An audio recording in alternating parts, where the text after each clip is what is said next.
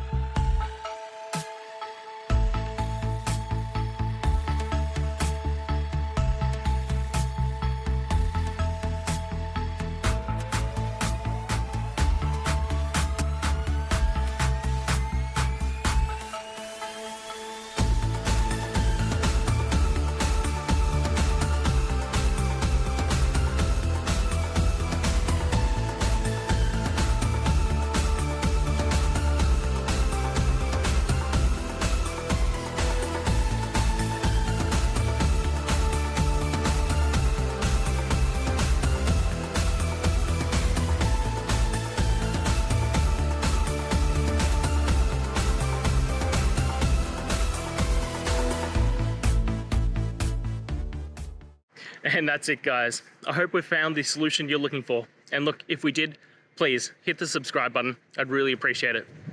And until the next time you need technical help, I hope you have a good one.